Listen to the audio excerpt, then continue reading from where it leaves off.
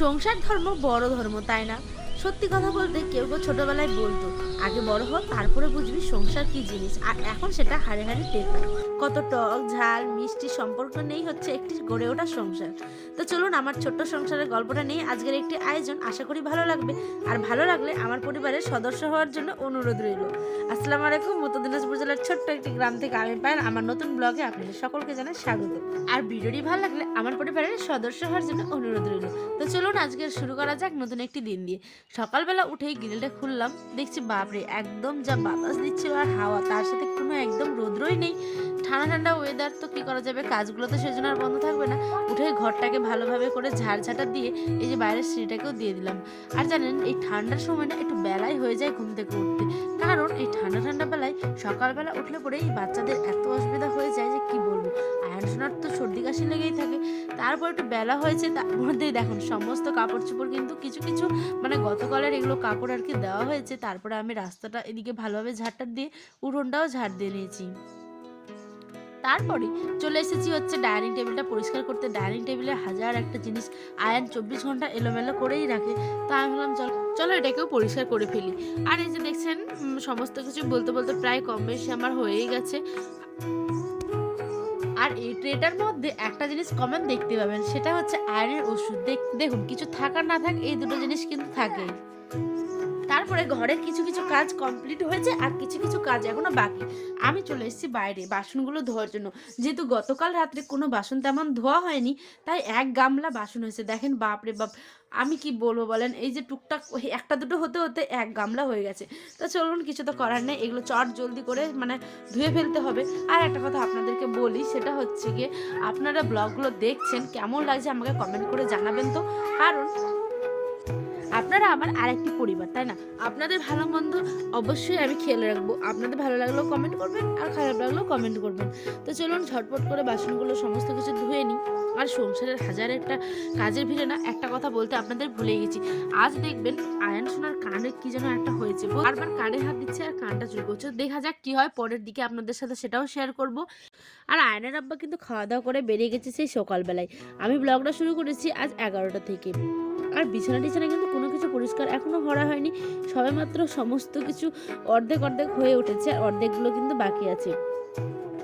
জানেনই তো ছোট বাচ্চা থাকলে যা হয়, একবার তাকে দেখি, একবার তার আব্বাকে দেখতে হয়, একবার নিজেকে সামলাই, একবার মানে সংসারের কাজ যা হয় আর কি, চারিদিক মিলিয়ে আমি বড় ক্লান্ত। তো চলুন আর কি ক্লান্ত হয়ে কোনো লাভ নেই, সমস্ত ঝটপট করে বাসনগুলো ধোয়া হয়ে গেছে। আর এদিকে আয়নসোনা কান্নাকাটি করছিল বলে তাকে কোলে নিয়েছি একটু। বাপরে বাপটা আমার কান্না করতে করতে হাঁপিয়ে গেছে জানেন। তো চলুন এক গামলি বাসন হয়েছে, এখন এটাকে বাসনের ঝুড়িতে আবার ভালোভাবে করে গুছিয়ে রাখতে হবে। আর সেইগুলো বাসন যেগুলো একটু জল ঝরানোর দরকার সেগুলোকে উবুর করে রেখে দেবো কিছুক্ষণের জন্য। তারপরে বহুদিন ধরে খাওয়ার ইচ্ছে হচ্ছিল জানেন, আলুয়া ভাত, মানে আতপ চালের ভাত। কি বলবো, আয়রন আব্বা একদম খেতে পছন্দ করে না, কিন্তু ওই ভাতটা আমার আবার বেস্ট। আমাকে যদি বলে প্রায় খেতে, মানে আমি প্রায় খেতেই রাজি আর কি। তো চলুন এই যে ঝটপট করে এই সাদা চালের মানে আতপ চালের ভাত আর কি আমি রান্না করে নিব। আর আয়রন সোনা তো খেতে পারবে না, তার জন্য করে দেবো হচ্ছে সুজি। আর একটা আলু সেদ্ধ করতে দিলাম, আলু সেদ্ধ, কাঁচা পেঁয়াজ কাঁচা লঙ্কা দিয়ে আর একটু ঘি নেবেন আর জাস্ট একটু লবণ। ওহো, গরম গরম ভাত যা লাগে না দারুণ। আর এই যে দেখেন খাওয়া দাওয়া তো প্রায় কমপ্লিট হয়েই গেছে রান্না করে। এই যে এখন আমি বিছানাটাকে গোছাবো। বাপরে বাপ কি বলবো, বিছানাটা গোছানোর সময় আয়ন যা আমাকে করছিল, বলে মা এই করো মা সেই করো। আদো আদো তো কথা বলতে শিখে গেছে আমার ছোট্ট সোনাটা। তো চলুন ব্ল্যাঙ্কেটগুলো ভালোভাবে ভাঁজ করে দিয়ে ওকে একটু ঘুমিয়ে দেবো। এই যে আমি এখন ভয়েস দিচ্ছি, ও এখন নিচে। আর যখন আয়ন মায়ের সাথে থাকে খুব আনন্দে থাকে জানেন। এই যে আমি এখন কাপড়গুলো গোছাচ্ছি, ও এখন মাম খাবে, মানে ওর একটা একটা করে জিনিস মনে পড়ে আর কি, কাজের বেলায় আর কি। তো আয়ন সোনা তো এরকম থাকবে। আর আমার ছেলের জন্য সকলে দোয়া করবেন, সে যাতে অনেক ভালো থাকে সুস্থ থাকে। আর আমি দোয়া করবো আপনারা সকলে যেন অনেক অনেক ভালো থাকেন সুস্থ থাকেন। তো বিছানাটা প্রায় কমপ্লিট হয়ে আসলো বলে, আর ইতিমধ্যে কিন্তু আয়ন সোনাকে আমি খাইয়ে ঘুমো পাড়িয়ে দিয়েছি। আয়ন সোনা এখন ঘুমোবে, তারপরে আমি বসিয়ে দিলাম হচ্ছে গিয়ে রান্না। এখানে করব হচ্ছে আলু আর কি বলে ওটা, পেঁয়াজ কলি ভাজা। আর গতকাল রাত্রে মাছের তরকারি করেছিলাম, সেটাই আছে আমাদের দুজনের হয়ে যাবে। তো চলুন ঝটপট করে রান্নাটা বসিয়ে দিই। কাঁচা লঙ্কা আর পাঁচফোড়ন দিলাম সম্বাস, আর তার মধ্যেই আলু টুকরো টুকরো করে কেটে রেখেছিলাম আগে থেকে। তো সেগুলোকে আগে না একটু নুন হলুদ ছাড়াই ভেজে নেব জানেন, তারপরে মিক্স করব হচ্ছে হলুদ লবণ আর ওই পেঁয়াজগুলিটা। আর এরমভাবে করার একটাই কারণ, কারণ আলুটা না হয়তো সিদ্ধ হতে দেরি হয় আর পেঁয়াজকলিগুলো তাড়াতাড়ি গলে যায়, সেই কারণে সেগুলো পুড়ে যেত। আমি একবার করে বুঝে গেছি, সেই জন্য আমি এখন এই সিস্টেমে করি। একবার আপনারাও বানিয়ে খাবেন, খুব খুব ভালো লাগবে। আর তলে যাতে লেগে না যায় সেই জন্য হালকা একটু পরিমাণে জল দিলাম আলুটাকে সিদ্ধ হওয়ার জন্য। আর এইখানে আয়নের আব্বা কিছু কাপড় আয়নের ধুয়ে দিচ্ছিল, সেটা আয়নের ক্যাথা আর কম্বল। আমি তো রান্নাবাড়ির কাজে ব্যস্ত ছিলাম, সেই জন্য আয়ন সোনার আব্বাই সেগুলোকে ধুয়ে দিল ভালোভাবে। আর রৌদ্র কিন্তু এখনো ওঠেনি, তাই মনটা ভারী খারাপ, কবে যে কাপড়গুলো শুকাবে। আর ভেজা কাপড় থাকলে একটা অন্যরকমের গন্ধ হয় জানেন। তো কি করা যাবে, কাপড় তো আবার না কাচলেও নয়, কাপড় তো সম্পূর্ণগুলো ধুতেই লাগে। এই যে আয়নের চুস টুস যা যাবতীয় ছিল ওর আব্বাই ধুয়ে দিয়েছে, আমি শুধু জাস্ট শুকাতে দিয়ে দিলাম। আর সত্যি কথা বলতে আপনাদের পর বড্ড আমার অভিমান হয়েছে জানেন। আপনারা ব্লগগুলো দেখছেন কিন্তু চ্যানেলটা সাবস্ক্রাইব করছেন না। সত্যি কথা বলছি, আমি মন থেকে আপনাদেরকে নিজের একটা পরিবার মনে করি।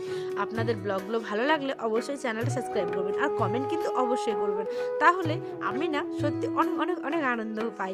আমি আপনাদের কমেন্ট দেখলে কি বলবো, মানে এই আনন্দটা না বলে বোঝানোর মতোই নেই। আর এই যে কানের কথা বলছিলাম, এইটাই আর কি, আমি তো দেখে পুরো অবাক। কানের মধ্যে ওই চুলকাচ্ছিল কিন্তু কানে তেমন কোনো কিছু কিন্তু নেই, হয়তো কানে নোংরা জমে গেছে, সেই কারণে ওটাকে আমি এখন পরিষ্কার করে দিব, যাতে আয়ন সোনা একটু আরাম পায়। বাপরে কানটা যা চুলকাচ্ছে আমারটা যে কি বলবো। তো যে দেখতে পাচ্ছেন একটু দূর থেকে মনে হয় কানের নোংরাই জমেছে।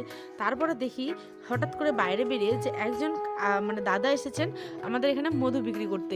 মধু বলতে একদম পুরো গাছ থেকে মধুর মানে মৌচাক যেটা হয় আর কি, সেখান থেকে আর কি ভেঙে নিয়ে এসে টাটকা। তা আমার কাছে তো মানে উনি দাম এটা প্রচণ্ড বলছিলেন, তা আমি এটা নিতে পারিনি, যেহেতু আমার কাছে তেমন টাকা ছিল না। তাই আমি ভাবলাম যে থাক পরেই নিব। তো দেখলাম আপনাদের সাথেও সেটা শেয়ার করলাম। তারপর ঘরে এসে আনানোর জন্য বসিয়ে দিলাম সুজি রান্নাটাতে একটু দিলাম ঘি দিয়ে সুজিটাকে ভালোভাবে ভেজে নিব। ভাজার পরেই ওখানে দিয়ে দেবো চিনি আর হচ্ছে গিয়ে জল। এখন আমি দুধটা আয়নানোর জন্য অ্যাভয়েড করছি, কেন বলেন তো, দুধ খেলেই না ওর একটা পেটের সমস্যা হচ্ছে। আর এখন যেহেতু ঠান্ডা, তাই এখন মানে দুধ দিলে পরে হয় বাচ্চার হয়তো মানে হয় না গলা বসে যেতে পারে বা পেট খারাপ হতে পারে, সেই সমস্যাগুলোর জন্য। তো চলুন আজকে ব্লগটা এখানেই শেষ করছি। সকলে ভালো থাকবেন, সুস্থ থাকবেন, আল্লাহ হাফেজ। দেখা হবে অন্য একটি ব্লগে, টাটা।